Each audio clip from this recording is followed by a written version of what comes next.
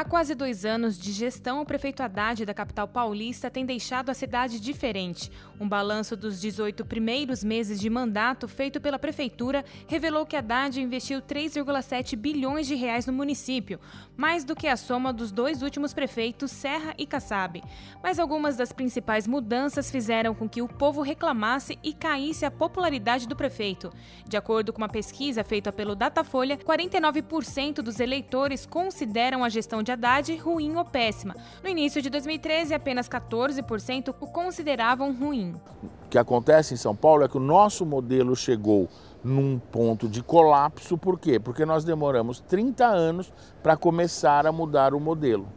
Agora, o prefeito Haddad, ele tem o mérito de ter enfrentado essa questão no sentido de acelerar as mudanças que estão muito atrasadas. Várias dessas mudanças que ele sinaliza muito corretamente na implantação tiveram um problema aqui ou acolá e as pessoas se aproveitam desses problemas para criticar a solução como um todo. A primeira medida tomada para melhorar o fluxo no trânsito de São Paulo foi a inclusão das faixas de ônibus. Nesta ocasião, os motoristas de carros ficaram revoltados por perderem espaços nas vias, mas quem necessitava do transporte público agradeceu. Eu, como utilizo mais ônibus do que metrô, melhorou 100%. Consigo fazer o trajeto de casa para trabalho em 1 hora, no máximo. Era quanto? Nossa, quase 2 horas. Em vista do que era antes, melhorou 100%. A viagem é muito mais rápida. Quanto tempo você economiza, mais ou menos, daquela época que não tinha para agora?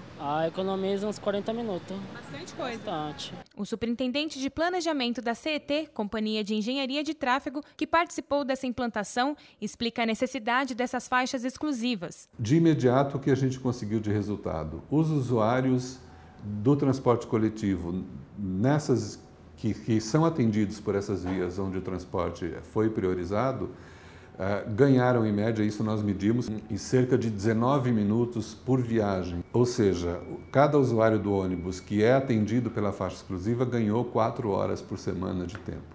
Temos uma certa migração, ainda não muito volumosa, do carro para o ônibus, sim, já começamos a perceber isso, e nós acreditamos que muito mais gente deixe de usar o carro para usar o transporte coletivo. Já para a presidente da Implaza, a empresa paulista de planejamento metropolitano do governo de São Paulo, a medida era necessária, mas foi feita da forma errada. Segregar faixas separando por um pincelzinho que você passa e escreve aqui, faixa exclusiva para ônibus, é mais barato e mais rápido. Agora, eu acho que numa cidade, numa metrópole, classificada como metrópole mundial, ela precisa ter vias estruturadas, muito bem implantadas do ponto de vista da qualidade, como é o corredor da 9 de julho, ele é um corredor de qualidade, né? A cidade precisa ter mais disso e menos faixa. Outra mudança que causou polêmica na cidade foi a inserção das ciclovias e ciclofaixas. Mais uma vez, os motoristas de carro reclamaram por perderem espaços nas vias. Mas, de acordo com o planejamento da CET e da Prefeitura, essa é uma forma de reeducar o povo e trazer um novo meio de locomoção. Nós acreditamos que viagens até 7 quilômetros, e que são a maioria das viagens realizadas na cidade de São Paulo, podem ser feitas por bicicleta. E as viagens maiores do que 7 quilômetros podem ser feitas complementando o uso da bicicleta com outro modal de transporte público. E que essas viagens por bicicletas venham dos automóveis. As perspectivas ambientais para a região metropolitana de São Paulo são muito ruins.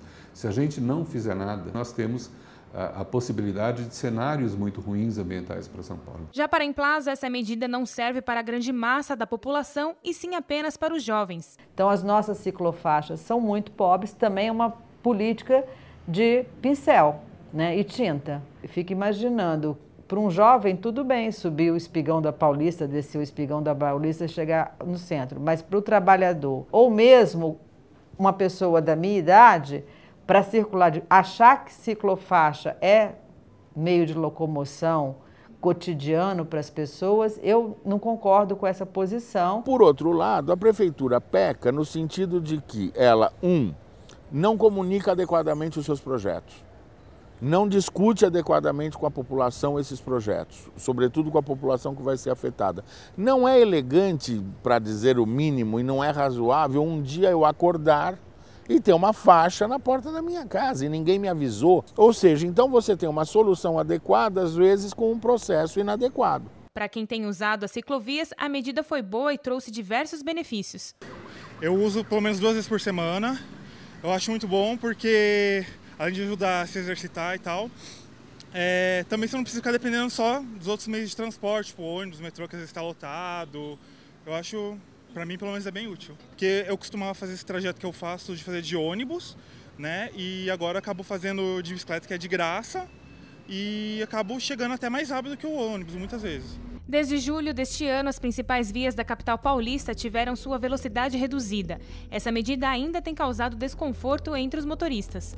O que você achou do Haddad diminuir a velocidade da Marginal, da Radial Leste, das vias aí de São Paulo? Uma palhaçada. Eu acho que o prefeito devia ir aí andar de carro também, igual a gente anda, e não de helicóptero quando ele vai para suas... Está demorando mais ainda para chegar nos lugares que você quer chegar? Com certeza, com certeza. Numa parte é até bom por causa dos acidentes, mas em outras também muito lento, atrapalha bastante. Pô, achei péssimo, cara. Achei péssimo mesmo.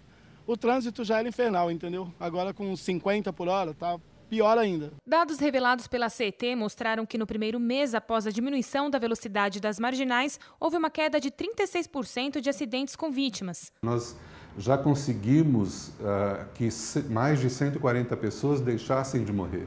Por trás dessas mortes que evitamos muitos acidentes graves. Então já evitamos muitos leitos ocupados. Na média, nas áreas onde nós reduzimos o limite de velocidade máxima, nós tivemos um desempenho melhor no trânsito. Nas velocidades regulamentadas mais altas, o espaço entre os veículos é muito maior. Com a velocidade máxima reduzida, o espaço entre os veículos pode ser muito menor e você tem uma ocupação muito mais racional do sistema viário. Observamos nas ruas de São Paulo que muitas avenidas que cortam bairros, como esta na Zona Leste, estão com a velocidade maior que as vias principais. Aqui na Avenida Imperador, a velocidade é de 60 km por hora. Já na Jacopêssego, onde o tráfego é mais intenso e constante, a velocidade caiu de 70 para 50 km por hora. E nós vamos ver na prática o que os motoristas têm sentido. E a sensação que eu estou tendo aqui no momento é que você tem toda a avenida pela frente e você não consegue andar, como se você tivesse com o carro quebrado, alguma coisa do tipo, andando bem devagar mesmo. Ainda mais tem gente que não respeita, como esse motoqueiro não tem respeitado a velocidade. Vários carros pelo visto, porque ó, eu estou a 50 por hora certinho e todos os carros estão me passando. Ó, tem carro que corre muito. Talvez por isso até que tenham diminuído a velocidade aqui, porque na velocidade que os carros estão passando, é perigoso. Essa medida, eu pessoalmente acho ela relevante porque o nosso trânsito é muito agressivo.